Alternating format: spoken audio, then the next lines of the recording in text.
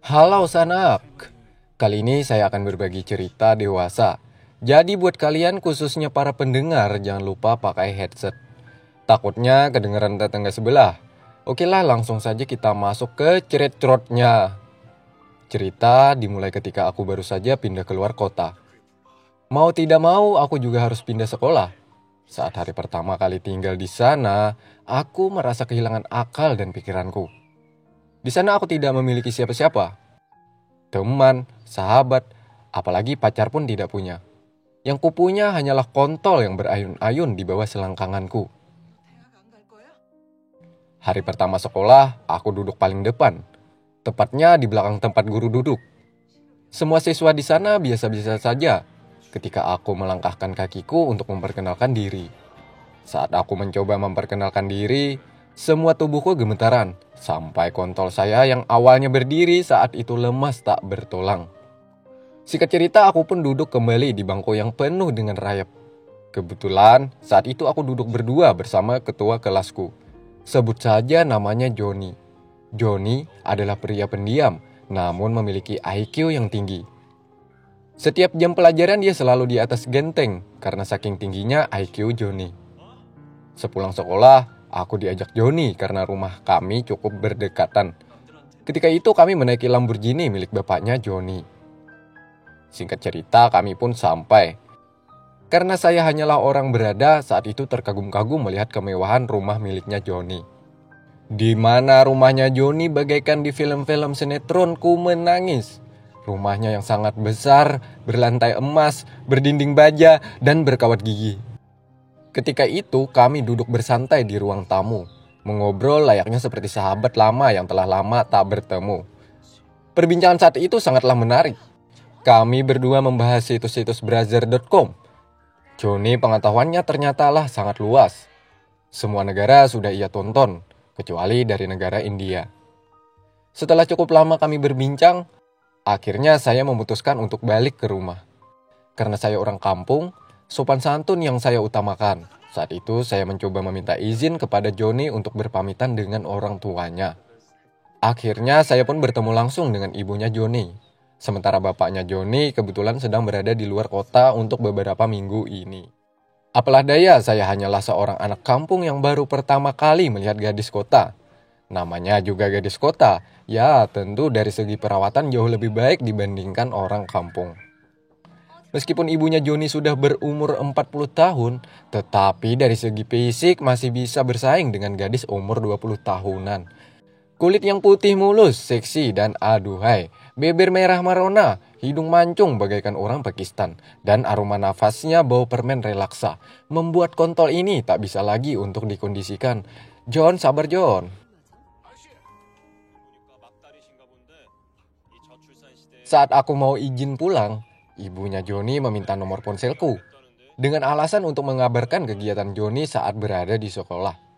Dan aku pun tanpa basa-basi lagi memberikan nomor ponsel aku kepada ibunya Joni. Mulai saat itulah setiap pulang aku sekolah, ibunya Joni selalu menghubungiku. Ia menanyakan Joni dan sesekali juga menanyakan kabarku.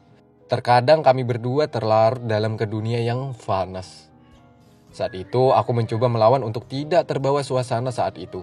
Tetapi apalah daya, ibunya Joni selalu saja merayuku dengan kata-kata manjanya. Singkat cerita, entah mimpi apa saya semalam, tiba-tiba ibunya Joni menyuruh untuk bermalam di tempatnya. Karena ibunya takut saat itu sendirian di rumah. Aku pun menjadi kepo dan kutanya, emangnya Joni kemana bu? Ibu pun menjawab, Joni sedang ngecamp bersama pamannya ke gunung. Karena saya orang kampung yang polos, menolong orang yang sedang kesusahan adalah yang utama. Itulah yang diajarkan bapak saya saat dulu. Akhirnya saya pun menerima tawaran ibunya Joni untuk bermalam di rumahnya. Tanpa sepengetahuan Joni, aku pun saat itu ke rumahnya. Di sana aku sudah ditunggu oleh ibunya yang tidak memakai busana. Ia hanya memakai handuk berkain batik yang bertulisan Mamah Muda Doyan Brondong. Aku pun saat itu mencoba mendekati ibunya Joni dan duduk di sebelahnya. Sambil minum teh diiringi suara musik yang syahdu. Ibunya Joni perlahan meraba pahaku ini. Saya hanyalah anak kampung, spontan mengangkat tangannya untuk menyingkirkan dari pahaku. Kemudian aku pun memandang wajahnya. Ia malah tersenyum dengan isyarat menciumku. Ibunya Juni seketika merebahkan kepala ke pundakku. Dan sekali lagi tangannya meraba. Tapi kali ini bukanlah meraba paha, tetapi meraba Mr. V-nya sendiri.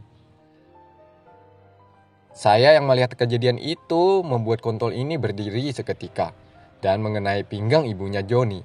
Membuat ibunya Joni terkejut dan berkata, "Ngamar yoks." Ketika itu ibunya Joni menarikku dengan paksa masuk ke dalam kamar. Perlahan-lahan pakaianku dilepaskan olehnya, sehingga hanya celana dalam yang masih melekat di tubuhku ini. Ibunya Joni saat itu juga perlahan melepaskan pakaiannya hingga sampai telanjang bulat. Pada akhirnya, aku pun tergoda oleh semongko milik Mamah Joni yang sangat besar. Juga mulus, pentilnya yang merah merona membuatku langsung menghisapnya secara pelan namun penuh nafsu. Dan akhirnya pengencrotan pun terjadi saat itu. Lubang V-nya yang masih kecil akibat jarang dieksekusi oleh suaminya. Sangat terasa saat aku rasakan ketika itu. Saya yang maju mundur dengan harapan sesegera mungkin ingin mengeluarkan air hingus ini. Namun, apalah daya, hingus itu tak ingin cepat keluar. Karena sebelum main, aku diberikan tisu magic oleh mamanya Joni. Beberapa gaya aku coba saat itu. 69, 41, gaya kodok, gaya cecek, gaya kupu-kupu, dan gaya bebas. Kupraktikkan terhadap mamanya Joni saat itu. Mamanya Joni yang sangat berpengalaman menyuruhku untuk menghisap Mr. V-nya. Dan akhirnya aku yang tidak pernah merasakan hisapan itu mencoba untuk menghisap apa yang harus dihisap. Meskipun tanpa dihisap rasanya sama saja seperti tidak dihisap. Saat ku hisap secara perlahan, saat itulah Mr. V mamanya Joni mengeluarkan lendir kental. Dalam pikiranku sempat terbayang, ini agar-agar kok rasanya hambar. Setelah cukup lama menghisap, aku mencoba memasukkan kontol ini lagi ke Mr. V-nya mamanya Joni. Setelah 3 jam kami bermain, akhirnya semua penyesalan pun keluar, membuatku lemas dan pada akhirnya aku tertidur hingga pagi hari. Setelah ku bangun pagi, rupanya semua itu hanyalah mimpi seorang anak kampung. Dan kau tengok celanaku basah saat itu. Lalu air itu kucium. Rupanya aku terkencing malam tadi. Dan cerita pun berakhir.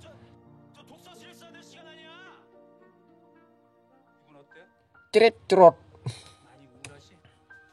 Nah, itulah cerit-cerot. Cerita ini hanyalah sebuah fiksi, jadi jangan disalahgunakan untuk membawa ke dalam kamar. Apalagi untuk colidai, itu adalah hal perbuatan yang tidak baik dilakukan. Ini hanyalah sebuah hiburan, tetapi tidak membuat kita terhibur. Yang penting kita bisa tegang, yang penting apa? Yang penting cerit-cerot. Oke, bertemu lagi di video selanjutnya. Jika video ini banyak yang suka, saya akan buatin lagi buat kalian. Jadi tetap stay tune terus di sini. Oke, bertemu lagi di video selanjutnya. Saya CE, salam cerit-cerot.